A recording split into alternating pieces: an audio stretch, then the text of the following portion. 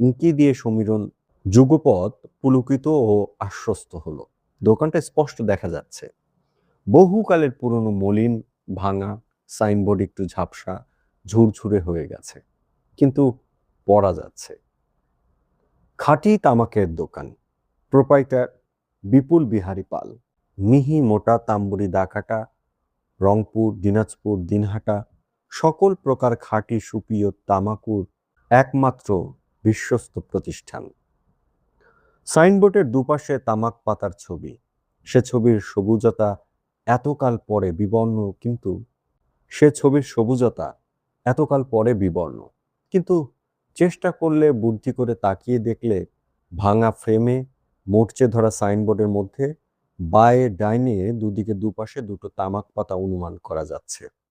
তার চেয়েও সুখবর হলো, এত দূর থেকে দেখা যাচ্ছে ওই সাইনবোর্ডের অন্তর্গত দোকানটিও খোলা রয়েছে। কিন্তু আরেকবার স্বপ্নভঙ্গ হলো সমীরণের। মাংস কেনা হয়ে যাওয়া মাত্র সে দ্রুত পদে হেঁটে খাঁটি তামাকের দোকানের সামনে গেল। তারপর একটা সংক্ষিপ্ত চালাকি করল। সেই দোকানের অতি বৃদ্ধ দোকানিকে সম্বোধন করে বলল, দাদু, 100 গ্রাম ডাকাটা তামাক দিন। দোকানদারের পাশে বসে এক যুবক তখন সত্যি দা দিয়ে তামাক পাতা কাঠের উপরে ফেলে কুচি কুচি করে কাটছিল। কিন্তু বাদ সাধলেন বৃদ্ধ। এই বয়সেও তার কান মানে শ্রুতি শক্তি খুব খড়খড়ে। তিনি সমীরণকে বললেন, কি বললেন, ডাকাটা তামাক? সমীরণ বললেন, হ্যাঁ। বৃদ্ধ দোকানদার বললেন, ডাকাটা তামাক কেন? আজ 15 বছর শ্যামচাঁদ ব্যানার্জি লেনের গুরুপদ ডাক্তার মরে যাওয়ার পরে আমরা কোনো তামাকই বেচতে পারিনি। ওই গুরুপদ ডাক্তারই ছিল আমাদের শেষ খদ্দের। বিভ্রান্ত সমীরণ জিজ্ঞাসা করল, তাহলে এগুলো কি?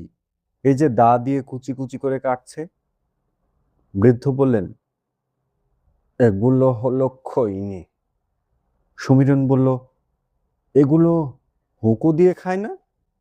মলিন হাসি হেসে বৃদ্ধ দোকানদার বললেন, কতদিন পরে হুঁকো কথাটা শুনলাম। হুঁকো কোথায়? খৈনি খেতে হুঁকো লাগে না, স্রেফ চুন দিয়ে ডলে ঠোঁট আর দাঁতের ফাঁকে ঢেলে দিলেই হলো। অতঃপর সমীরণ বাড়ি ফিরল, কিন্তু সে এখনো হাল ছাড়েনি। সেদিন মধ্যাহ্নে অসম্পূর্ণ দিবানিদ্রা সেরে সে হুঁকোর কথা ভাবতে বসল।